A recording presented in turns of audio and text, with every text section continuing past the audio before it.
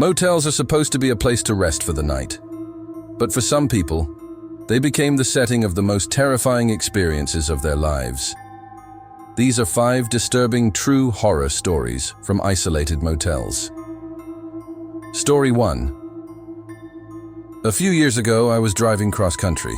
After hours on the highway, I pulled into a small roadside motel. It looked almost abandoned. The neon sign was flickering and only a few cars sat in the lot. The old man at the front desk gave me a key to room 7. I remember the hallway smelled musty, like old carpet and cigarettes.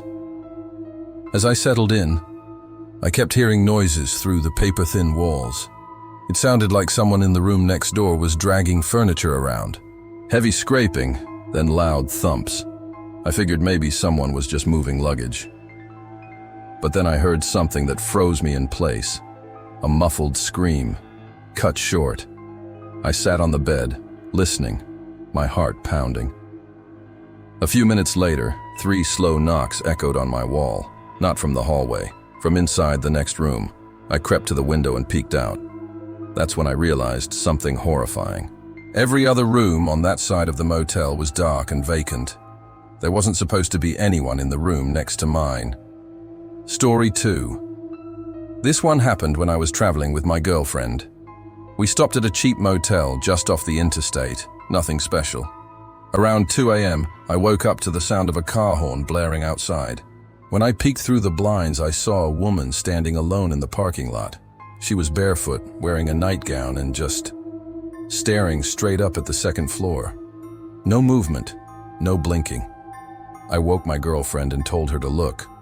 She whispered, "Don't open the curtain all the way. She might see us."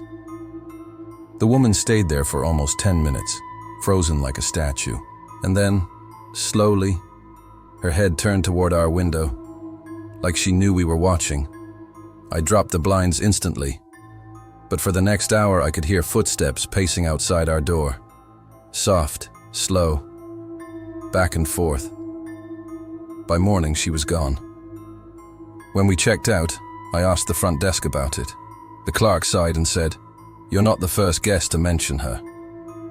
Story 3. I was on a business trip when this happened. I checked into a quiet little motel in the middle of nowhere. It was late, and I was exhausted.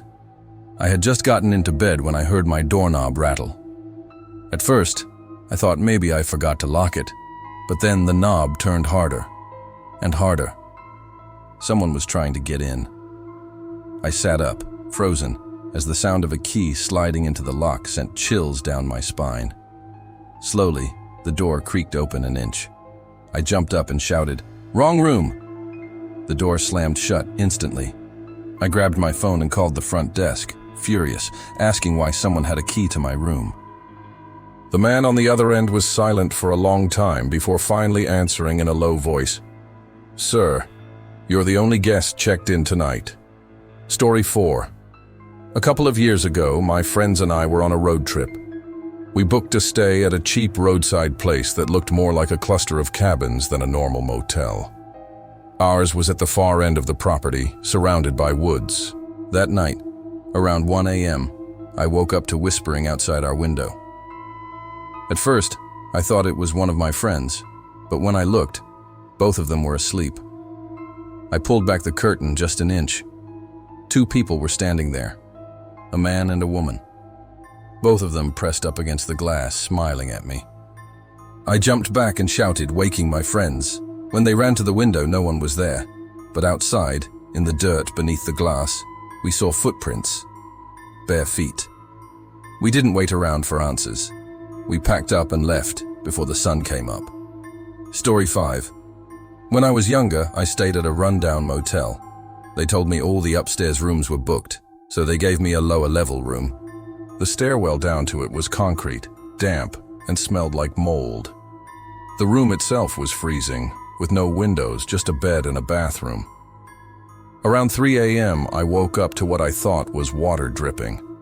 But when I listened closer, it wasn't water. It was breathing. And it was coming from the closet. I slowly reached over and switched on the lamp. The closet door was cracked open just an inch, just enough for me to see. an eye staring back at me. I bolted out of the room barefoot, leaving everything behind. When I told the manager what happened, he didn't even look surprised. He just said, "We'll refund your stay." Those were 5 disturbing true horror stories from isolated motels. Motels might look like a safe place to rest, but sometimes what's inside is far worse than what's outside. Which story scared you the most? Comment below, and don't forget to subscribe for more true horror stories.